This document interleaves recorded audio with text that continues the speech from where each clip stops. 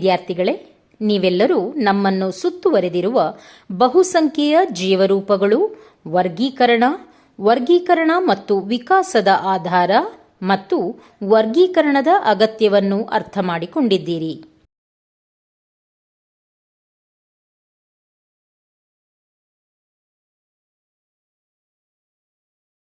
ಒಳ್ಳೆಯದು.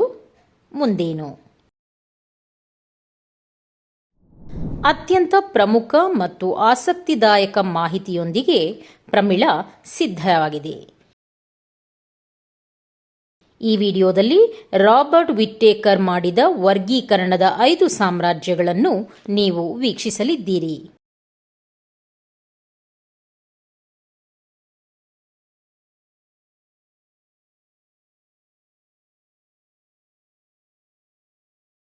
ಕಲಿಕೆ ಉದ್ದೇಶಗಳು: ನೀವು ಕಲಿಯಲಿದ್ದೀರಿ: 1. ವರ್ಗೀಕರಣದ ಶ್ರೇಣಿ. 2. ಕಿಂಗ್ಡಮ್, ಮೊನೆರಾ, ಪ್ರೊಟಿಸ್ಟಾ, ಫಂಗಿ, ಪ್ಲಾಂಟೆ ಮತ್ತು ಅನಿಮಾಲಿಯಾ.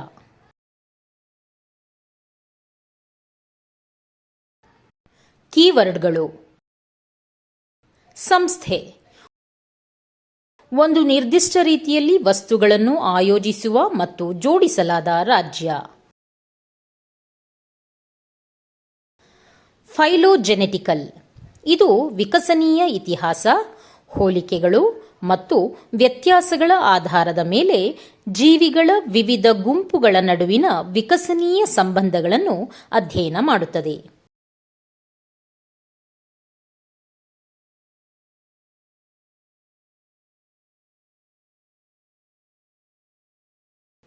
ವಿಕಾಸ, ಹಂತ ಹಂತವಾಗಿ ಬದಲಾವಣೆಗಳನ್ನು ಪಡೆಯುವ ಪ್ರಕ್ರಿಯೆ. ಆಟೋಟ್ರೋಫ್ಸ್, ತಮ್ಮ ಆಹಾರವನ್ನು ತಯಾರಿಸುವ ಜೀವಿಗಳು. ಉದಾಹರಣೆಗೆ ಸಸ್ಯಗಳು. ಹೆಟೆರೋಟ್ರೋಫ್ಸ್, ಜೀವಿಗಳು ಆಹಾರಕ್ಕಾಗಿ ಇತರ ಜೀವಿಗಳ ಮೇಲೆ ಅವಲಂಬಿತವಾಗಿದೆ. ಉದಾಹರಣೆಗೆ ಪ್ರಾಣಿಗಳು. ಸಪ್ರೋಟ್ರೋಫ್ಸ್,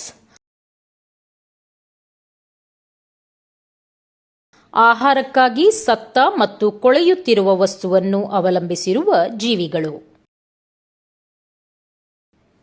ಪರಾವಲಂಬಿಗಳು, ಆಹಾರ ಮತ್ತು ಆಶ್ರಯಕ್ಕಾಗಿ ಸಂಪೂರ್ಣವಾಗಿ ಇತರ ಜೀವಿಗಳ ಮೇಲೆ ಅವಲಂಬಿತವಾಗಿರುವ ಜೀವಿಗಳು. ಟ್ಯಾಕ್ಸಾನಮಿ, ಜೀವಿ ವರ್ಗೀಕರಣಶಾಸ್ತ್ರವು ಜೀವಿಗಳನ್ನು ಹೆಸರಿಸುವ, ವಿವರಿಸುವ ಮತ್ತು ವರ್ಗೀಕರಿಸುವ ವಿಜ್ಞಾನವಾಗಿದೆ ಮತ್ತು ಪ್ರಪಂಚದ ಎಲ್ಲಾ ಸಸ್ಯಗಳು, ಪ್ರಾಣಿಗಳು ಮತ್ತು ಸೂಕ್ಷ್ಮಜೀವಿಗಳನ್ನು ಒಳಗೊಂಡಿದೆ.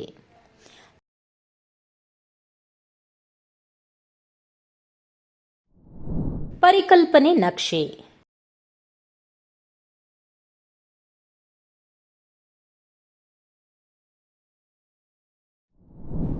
ವರ್ಗೀಕರಣದ ಶ್ರೇಣಿ, ಗುಂಪುಗಳು. ನಿಮಗೆ ಈಗಾಗಲೇ ತಿಳಿದಿತ್ತು, ಅರ್ನ್ಸ್ಟ್ ಹ್ಯಾಕೆಲ್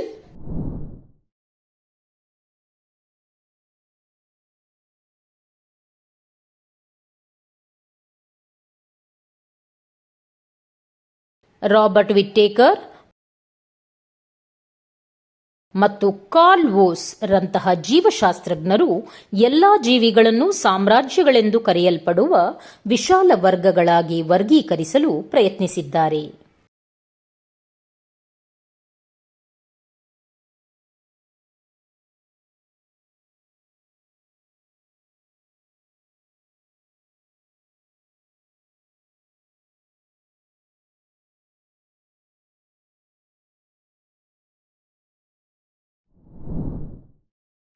ವಿಟ್ಟೇಕರ್ ಪ್ರಸ್ತಾಪಿಸಿದ ವರ್ಗೀಕರಣವು ಅಸ್ತಿತ್ವಕ್ಕೆ ಬಂದಿದೆ.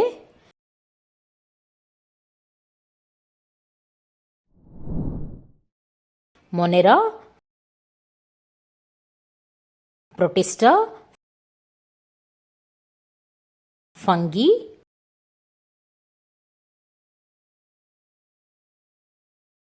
ಪ್ಲಾಂಟೆ ಮತ್ತು ಅನಿಮಾಲಿಯಾ, ಮತ್ತು ಇದನ್ನು ವ್ಯಾಪಕವಾಗಿ ಬಳಸಲಾಗುತ್ತದೆ.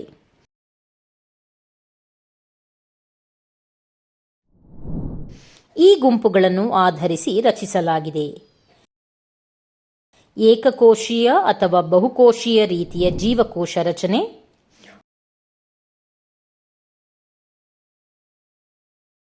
ಮೋಡ್ ಪೋಷಣೆಯ ಮೂಲ,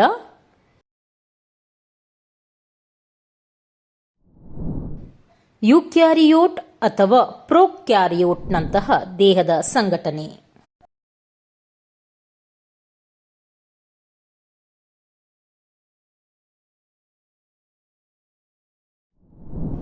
ಮೊನೆರಾವನ್ನು ಆರ್ಕಿಬ್ಯಾಕ್ಟೀರಿಯಾ ಅಥವಾ ಆರ್ಕಿಯಾ ಮತ್ತು ಯುಬ್ಯಾಕ್ಟೀರಿಯಾ ಅಥವಾ ಬ್ಯಾಕ್ಟೀರಿಯಾ ಎಂದು ವಿಭಜಿಸುವ ಮೂಲಕ ಪರಿಚಯಿಸಲಾದ ಮಾರ್ಪಾಡು ಓಸ್ ಸಹ ಬಳಕೆಯಲ್ಲಿದೆ.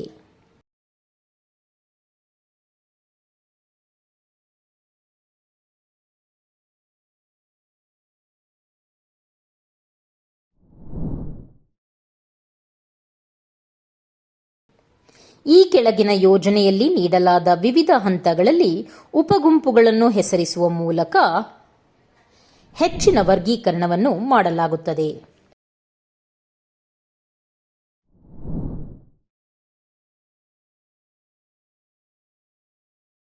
ಗುಣಲಕ್ಷಣಗಳ ಶ್ರೇಣಿಯನ್ನು ಆಧರಿಸಿ ಜೀವಿಗಳನ್ನು ಸಣ್ಣ ಮತ್ತು ಚಿಕ್ಕ ಗುಂಪುಗಳಾಗಿ ಬೇರ್ಪಡಿಸಲು ಪ್ರಾರಂಭಿಸಿದಾಗ ವರ್ಗೀಕರಣದ ಮೂಲ ಘಟಕವು ಜಾತಿಗಳೊಂದಿಗೆ ಪ್ರಾರಂಭವಾಯಿತು.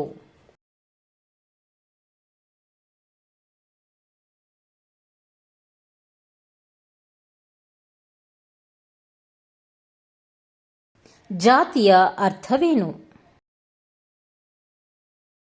ರಚನೆ ಮತ್ತು ಕಾರ್ಯದಲ್ಲಿ ಹೋಲುವ ಜೀವಿಗಳು ಮತ್ತು ಪರಸ್ಪರ ಸಂತಾನೋತ್ಪತ್ತಿ ಮಾಡಬಹುದಾದ ಜೀವಿಗಳನ್ನು ಜಾತಿಗಳು ಎಂದು ಕರೆಯಲಾಗುತ್ತದೆ.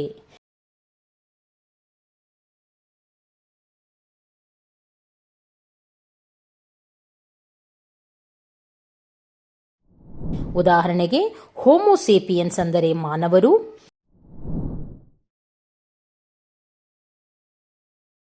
ಫೆಲಿಸ್ ಕ್ಯಾಟಸ್ ಅಂದರೆ ದೇಶೀಯ ಬೆಕ್ಕುಗಳು,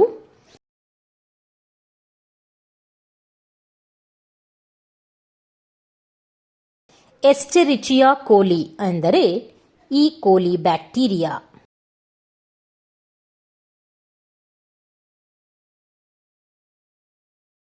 ಜೆನಸ್ ಎಂದರೇನು? ಎರಡು ನಿಕಟ ಸಂಬಂಧಿತ ಜಾತಿಗಳ ಟ್ಯಾಕ್ಸಾನಮಿಕ್ ಗುಂಪು ಒಟ್ಟಾಗಿ ಕುಲವನ್ನು ರೂಪಿಸುತ್ತದೆ.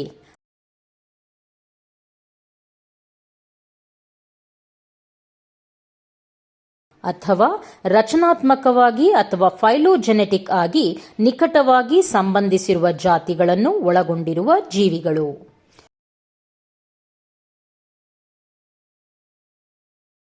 ಉದಾಹರಣೆಗೆ, ಬೆಕ್ಕು, ಫೆಲಿಸ್ ಸಿಲ್ವೆಸ್ಟ್ರಿಸ್ ಕ್ಯಾಟಸ್ ಕುಲವು ದೇಶೀಯ ಅಥವಾ ಮನೆಯ ಬೆಕ್ಕಿನ ವೈಜ್ಞಾನಿಕ ಹೆಸರು.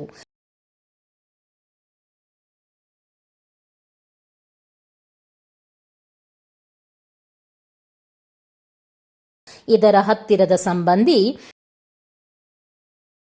ಸಿಲ್ವೆಸ್ಟ್ರಿಸ್ ಲಿಬಿಕಾ, ಆಫ್ರಿಕನ್ ವೈಲ್ಡ್ ಕ್ಯಾಟ್.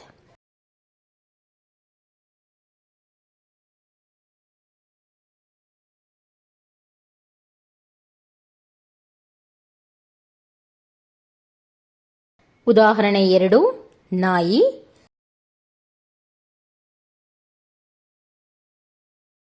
ಕ್ಯಾನಿಸ್ ಫ್ಯಾಮಿಲಿಯರಿಸ್ ಎಂದರೆ ದೇಶೀಯ ನಾಯಿ.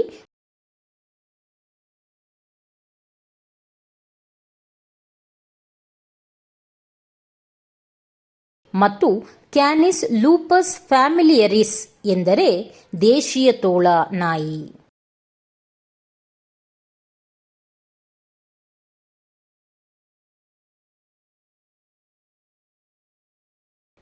ಕ್ಯಾನಿಸ್ ಎಂಬುದು ನಾಯಿಯ ಕುಲದ ಹೆಸರು.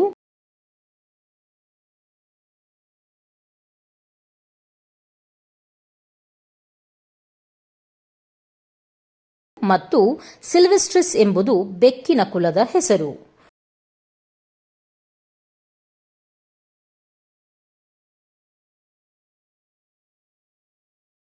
ಕುಟುಂಬ ಎಂದರೇನು? ಎರಡು ನಿಕಟ ಸಂಬಂಧಿತ ಕುಲಗಳ ವರ್ಗೀಕರಣದ ಗುಂಪು ಒಟ್ಟಾಗಿ ಕುಟುಂಬವನ್ನು ರೂಪಿಸುತ್ತದೆ, ಅಥವಾ ರಚನಾತ್ಮಕವಾಗಿ ಅಥವಾ ಫೈಲೋಜೆನೆಟಿಕ್ ಸಂಬಂಧಿತ ಕುಲಗಳನ್ನು ಒಳಗೊಂಡಿರುವ ಜೀವಿಗಳು.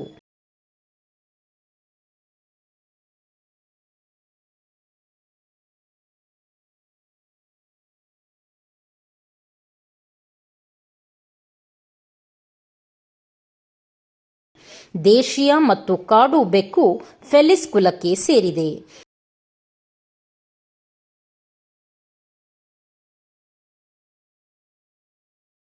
ಹುಲಿಗಳು,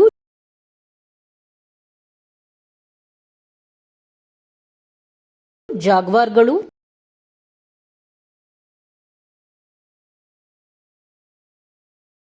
ಚಿರತೆಗಳು ಮತ್ತು ಹಿಮಚಿರತೆಗಳು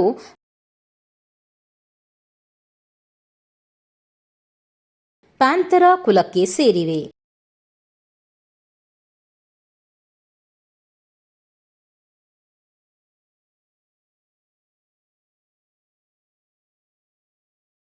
ಆದರೆ ಎರಡೂ ಕುಲಗಳು ಫೆಲಿಡೆ ಕುಟುಂಬಕ್ಕೆ ಸೇರಿವೆ.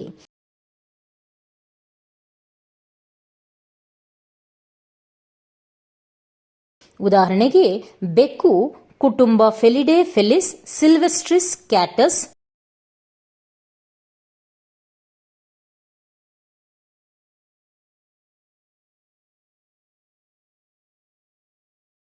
ಮತ್ತು ಫೆಲಿಸ್ ಸಿಲ್ವೆಸ್ಟ್ರಿಸ್ ಲೈಬಿಕಾ.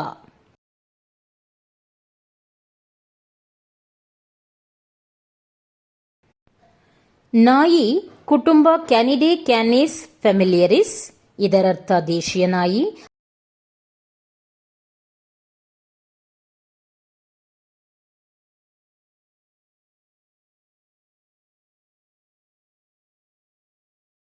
ಮತ್ತು ಕ್ಯಾನಿಡೆ ಕ್ಯಾನಿಸ್ ಲ್ಯೂಪಸ್ ಫೆಮಿಲಿಯರಿಸ್ ಎಂದರೆ ದೇಶೀಯ ತೋಳ ನಾಯಿ.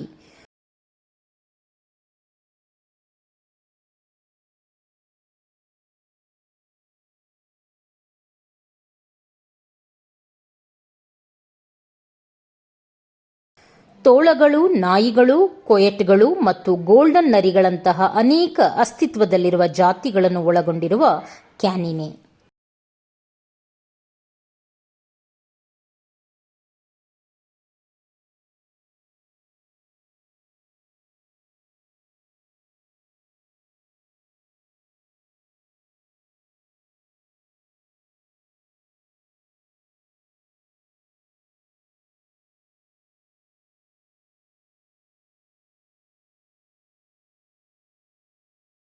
ಆದೇಶ ಎಂದರೇನು? ಒಂದೇ ರೀತಿಯ ಗುಣಲಕ್ಷಣಗಳನ್ನು ಹೊಂದಿರುವ ಹಲವಾರು ಕುಟುಂಬಗಳನ್ನು ಒಳಗೊಂಡಿರುವ ವರ್ಗೀಕರಣ ಮಟ್ಟವು ಆದೇಶವಾಗಿದೆ.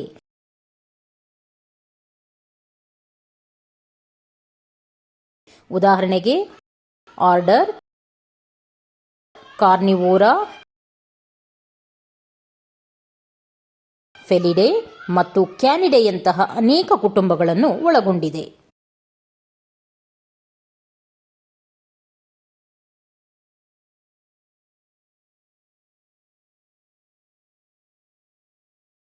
ವರ್ಗ ಎಂದರೇನು? ವರ್ಗವು ಒಂದೇ ರೀತಿಯ ಗುಣಲಕ್ಷಣಗಳೊಂದಿಗೆ ಹಲವಾರು ಆದೇಶಗಳನ್ನು ಒಳಗೊಂಡಿರುವ ವರ್ಗೀಕರಣದ ಮಟ್ಟವಾಗಿದೆ.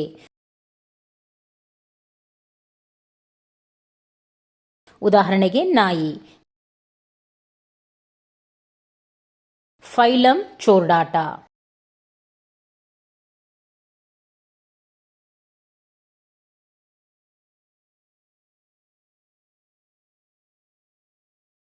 ವರ್ಗ ಸಸ್ತನಿ. ಆದೇಶ ಕಾರ್ನಿವೋರಾ. ಕುಟುಂಬ ಕ್ಯಾನಿಡೆ. ಕುಲ ಕ್ಯಾನಿಸ್. ಜಾತಿಗಳು ಸಿ.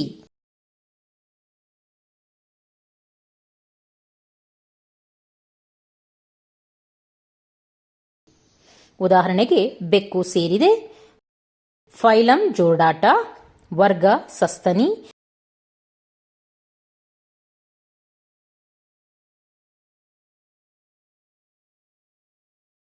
ಆದೇಶ ಕಾರ್ನಿವೋರಾ.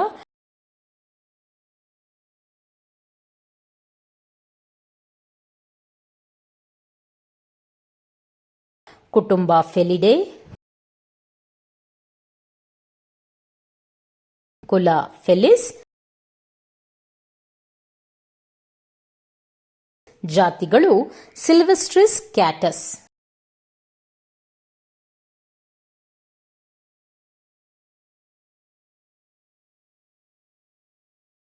ಫೈಲಮ್ ಎಂದರೇನು?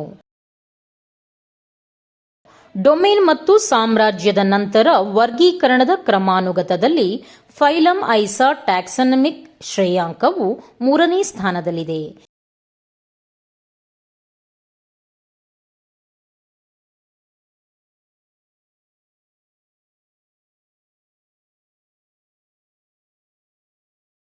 ಫೈಲಮ್ನಲ್ಲಿರುವ ಜೀವಿಗಳು ಮತ್ತೊಂದು ಫೈಲಮ್ನಲ್ಲಿರುವ ಜೀವಿಗಳಿಂದ ಪ್ರತ್ಯೇಕಿಸುವ ಒಂದು ಗುಣಲಕ್ಷಣವನ್ನು ಹಂಚಿಕೊಳ್ಳುತ್ತವೆ.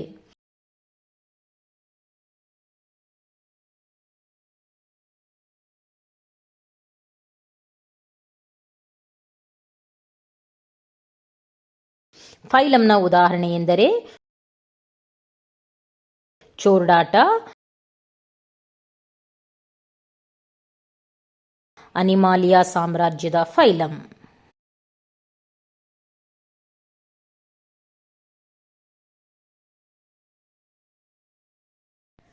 ಕಿಂಗ್ಡಮ್ ಎಂದರೇನು?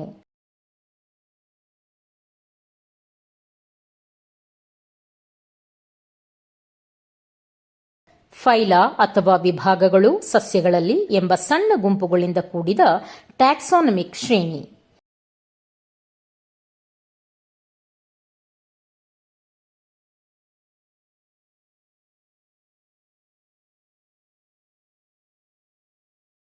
ಸಾಮ್ರಾಜ್ಯ. ಸಾಮ್ರಾಜ್ಯವು 2ನೇ ಹಂತದ ವರ್ಗೀಕರಣವಾಗಿದೆ ಮತ್ತು ಇದನ್ನು ಅನಿಮಾಲಿಯಾ, ಪ್ಲಾಂಟೆ ಮತ್ತು ಶಿಲೀಂಧ್ರಗಳಾಗಿ ವಿಂಗಡಿಸಲಾಗಿದೆ.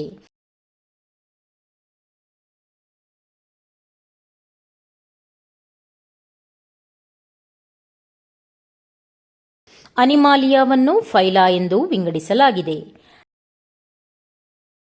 ಪ್ಲಾಂಟೆಯನ್ನು ವರ್ಗಗಳಾಗಿ ವಿಂಗಡಿಸಲಾಗಿದೆ ಮತ್ತು ಶಿಲೀಂಧ್ರಗಳನ್ನು ಆದೇಶಗಳಾಗಿ ವಿಂಗಡಿಸಲಾಗಿದೆ.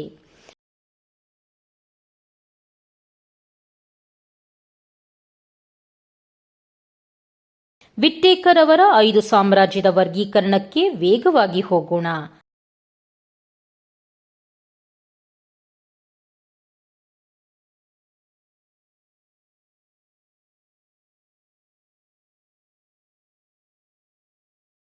ಮೊನೆರಾ ಅದೊಂದು ದೊಡ್ಡ ಗೊಂದಲಮಯ ಸಾಮ್ರಾಜ್ಯ. 1. ಕೋಶರಚನೆ ಪ್ರೊಕಾರ್ಯೋಟ್.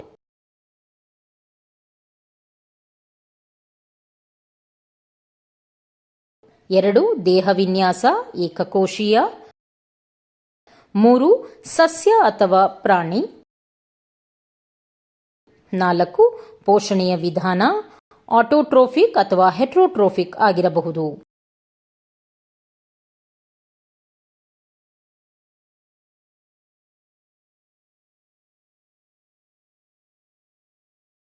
ಐದು ವಿಶೇಷ ಗುಣಲಕ್ಷಣಗಳು. ಮತ್ತೊಂದೆಡೆ ಅವರು ಅನೇಕ ಇತರ ಗುಣಲಕ್ಷಣಗಳನ್ನು ಆಧರಿಸಿ ವೈವಿಧ್ಯತೆಯನ್ನು ತೋರಿಸುತ್ತಾರೆ.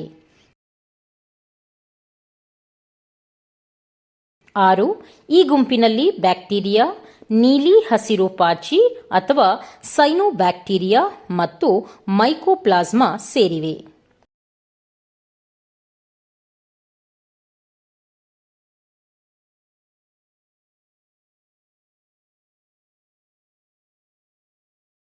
7. 2 ಜೀವಿಗಳಾಗಿ ವಿಭಜಿಸುವ ಮೂಲಕ ಸಂತಾನೋತ್ಪತ್ತಿ ಮಾಡಿ. ಕೆಲವು ಮೊನೆರಾನ್ಗಳು ರೋಗಗಳನ್ನು ಉಂಟುಮಾಡುತ್ತವೆ, ಆದರೆ ಇತರವು ಜನರಿಗೆ ಸಹಾಯಕವಾಗಿವೆ. ಉದಾಹರಣೆಗೆ ಬ್ಯಾಕ್ಟೀರಿಯಾ. ಪ್ರೋಟಿಸ್ಟಾ. 1. ಕೋಶರಚನೆ. ಯೂಕ್ಯಾರಿಯೋಟ್.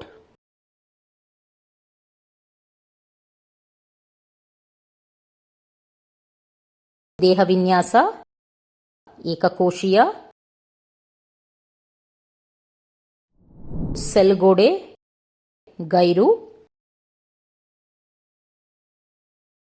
4. ಪೋಷಣೆಯ ಮೋಡ್ ಆಟೋಟ್ರೋಫಿಕ್ ಅಥವಾ ಹೆಟರೋಟ್ರೋಫಿಕ್ ಆಗಿರಬಹುದು.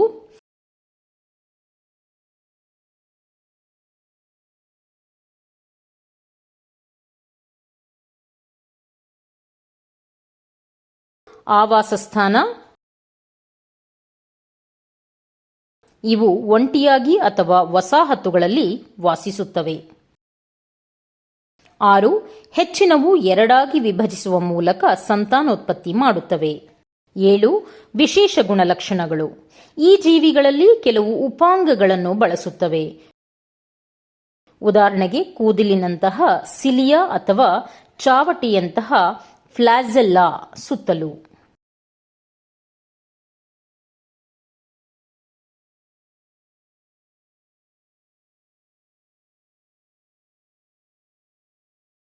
ಉದಾಹರಣೆಗೆ ಏಕಕೋಶೀಯ ಪಾಚಿ,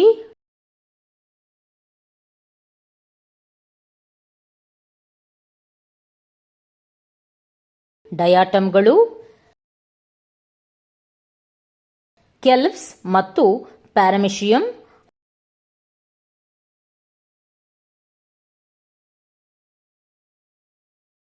ಅಮೀಬಾದಂತಹ ಪ್ರೋಟೋಜೋವಾನ್ಗಳು, ಶಿಲೀಂಧ್ರಗಳು. ಕೋಶರಚನೆ. ಯೂಕ್ಯಾರಿಯೋಟ್. ದೇಹವಿನ್ಯಾಸ. ಏಕಕೋಶೀಯ ಅಥವಾ ಬಹುಕೋಶೀಯ.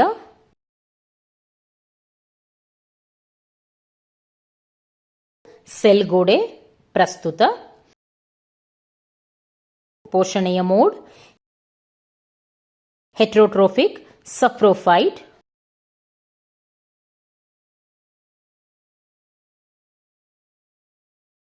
ಅವು ಸತ್ತ ಮತ್ತು ಕೊಳೆಯುತ್ತಿರುವ ವಸ್ತುವಿನ ಮೇಲೆ ಅವಲಂಬಿತವಾಗಿವೆ. ಆದ್ದರಿಂದ ಇದನ್ನು ಸಫ್ರೋಟ್ರೋಫ್ಸ್ ಎಂದು ಕರೆಯಲಾಗುತ್ತದೆ. ಆವಾಸಸ್ಥಾನ. ಸಾಮಾನ್ಯವಾಗಿ ಮಳೆಗಾಲದಲ್ಲಿ ಅವು ನೆಲದಿಂದ ಅಥವಾ ಮರಗಳ ತೊಗಟೆಗಳ ಮೇಲೆ ಆಸರೆಯಾಗುವುದನ್ನು ನೋಡಿ.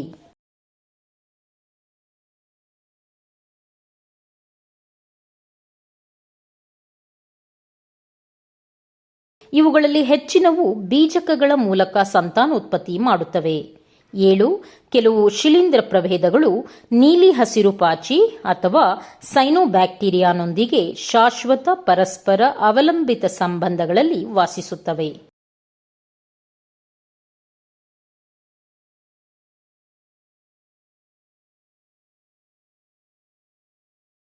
ಅಂತಹ ಸಂಬಂಧಗಳನ್ನು ಸಹಜೀವನ ಎಂದು ಕರೆಯಲಾಗುತ್ತದೆ. ಈ ಸಹಜೀವನದ ರೂಪಗಳನ್ನು ಕಲ್ಲುಹೂಗಳು ಎಂದು ಕರೆಯಲಾಗುತ್ತದೆ.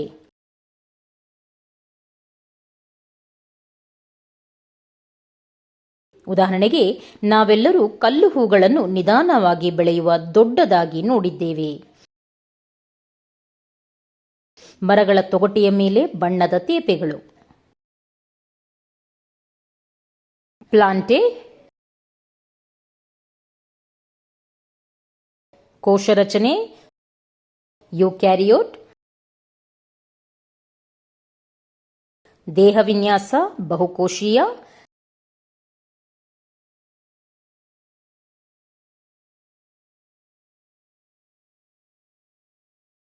ಸೆಲ್ಗೋಡೆ. ಪ್ರಸ್ತುತ. ಪೋಷಣೆಯ ವಿಧಾನ ಆಟೋಟ್ರೋಫ್.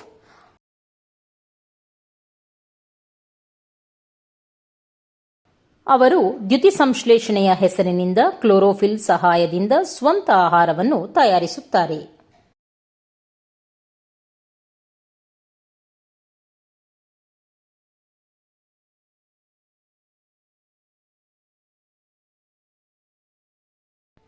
ಉದಾಹರಣೆ ಸಸ್ಯಗಳು: ಅನಿಮಾಲಿಯಾ. ಕೋಶರಚನೆ: ಯೂಕ್ಯಾರಿಯೋಟ್. ದೇಹವಿನ್ಯಾಸ: ಬಹುಕೋಶೀಯ. ಸೆಲ್ಗೋಡೆ ಗೈರು. ಪೋಷಣೆಯ ವಿಧಾನ: ಹೆಟೆರೋಟ್ರೋಫ್ಗಳು ಆಹಾರಕ್ಕಾಗಿ ಇತರರ ಮೇಲೆ ಅವಲಂಬಿತವಾಗಿದೆ. ಉದಾಹರಣೆಗೆ ಪ್ರಾಣಿಗಳು.